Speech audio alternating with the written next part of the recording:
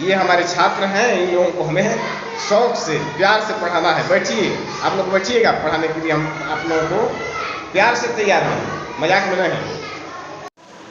संस्कृत भाषा की महिमा के विषय में बताया जा रहा है।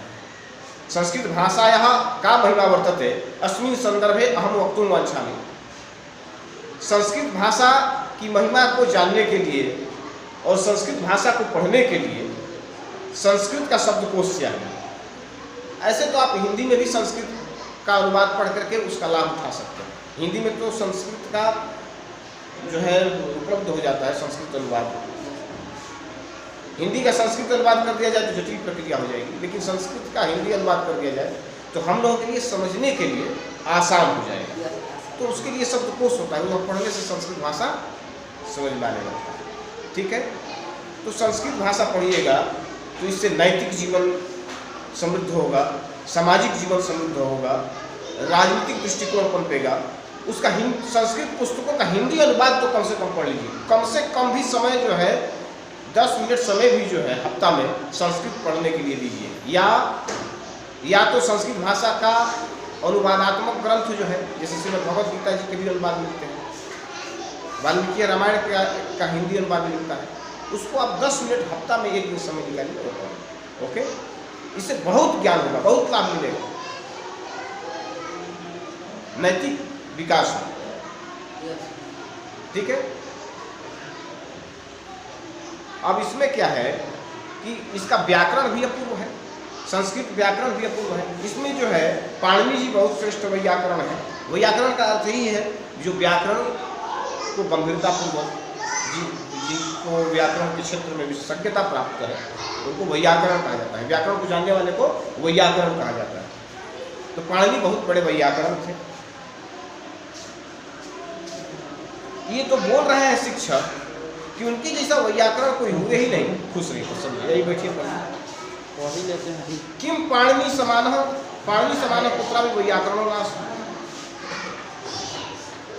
उसने जो है आज की स्थिति यह है कि कंप्यूटर पढ़ने के लिए भी जो है, कंप्यूटर पढ़ने के लिए नहीं बल्कि कंप्यूटर के लिए सबसे अनुकूल अगर कोई चीज है इस पूरी दुनिया में तो वह है संस्कृत भाषा।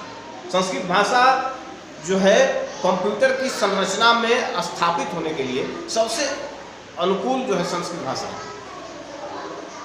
ठीक है, इस बात को समझिए। इसमें 10 लकार होते हैं, इसका व्याकरण अपूर्व है, इसका साहित्य अद्भुत है।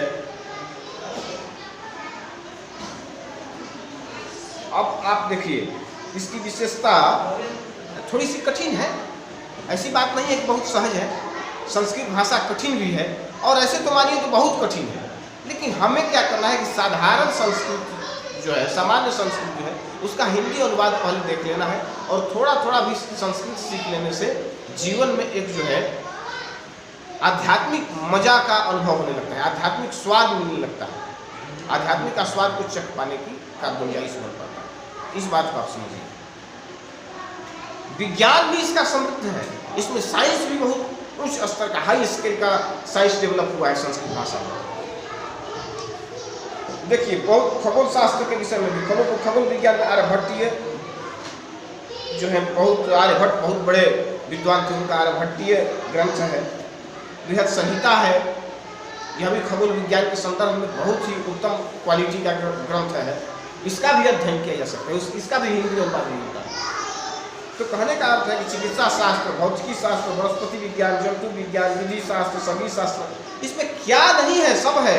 जंतु विज्ञान है, भौतिकी शास्त्र है, रसायन विज्ञान है, अद्भुत विज्ञान इसमें भरा पड़ा है। आप अध्ययन तो कीजिए, वेदों का गंभीरतापूर्वक अनुसंधान तो कीजिए, उसका हिंदी अनुवाद तो पढ़िए, हफ्ता में 10 मिनट भी तो समय निकालिए और उसके बाद देखिए कि आपके जीवन में किस तरह का जो है चमत्कारिक अनुभव का सृजन हो पाता है।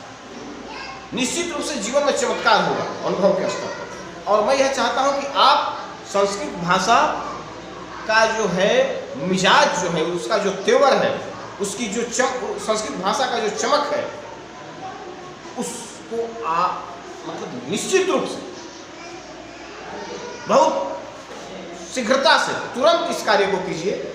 उस आभा से, उस चमक से आप लोगों को रूबरू होना चाहिए, अवगत होना चाहिए। संस्कृत भाषा की जानकारी कर लेने पर मन बुलंद हो जाएगा, चेतना विशाल हो जाएगी, हृदय बड़ा सोचने लगेगा। हृदय में जो छोटे छोटे भाव आते हैं, गंदे गंदे भाव आते हैं, उन तरह की जो सड़ी हुई भावनाओं का जो अंबार लग जाता है वह खत्म हो जाएगा। न जाने कहाँ चला जाएगा, खत्म होगा, क्या होगा यह तो पता भी नहीं चलेगा, उड़ जाएगा। जितनी भी गंदी भावनाएं हैं सब उड़ जाएंगी, साफ हो जाएंगी, या कम तो हो ही जाएंगी, निश्चित रूप से कम हो जाएंगी। उसका अल्पीकरण हो जाएगा गंदी भावनाओं का।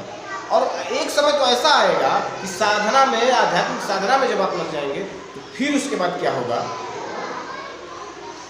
कि आप आध्यात्मिक, आप मतलब कि एक जो सीनियरिटी होती है, स्पिरिचुअल सीनियरिटी जो होती है, आध्यात्मिक वरिष्ठता, वो उपलब्ध हो जाएगी आपके पक्ष में। आध्यात्मिक रूप से बहुत सीनियर पर्सन बन जाएंगे। तो ये सब कार्य करना है।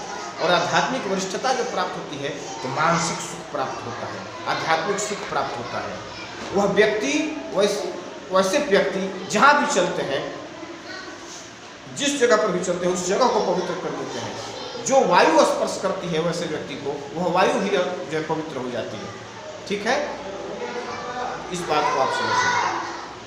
तो संस्कृत भाषा एक दिव्य भाषा है, देव भाषा है। यह मानवता के गुणों को, नैतिकता के गुणों को, पवित्र सामाजिक संहिता को और उस पवित्र सामाजिक संहिता से संबद्ध अभिलक्षणों को जीवन में प्रखर बनाने के लिए बहुत ही ज़्यादा योगदान अर्पित करती है, बहुत ज़्यादा सहयोग करती है। यही कारण है कि संस्कृत भाषा जो है वह दिल से प्यार करने योग्य भाषा है। आप यदि संस्कृत भाषा से दिल से प्यार करेंगे तो संस्कृत भाषा का प्यारा आशीर्वाद भी प्राप्त होने लगेगा और तब जो है जीवन धन्य हो जाएगा, जीवन भी पवित्र हो जाएगा, जीवन सफल हो जाएगा। तो इसीलिए व्यक्ति को संस्कृत का अध्ययन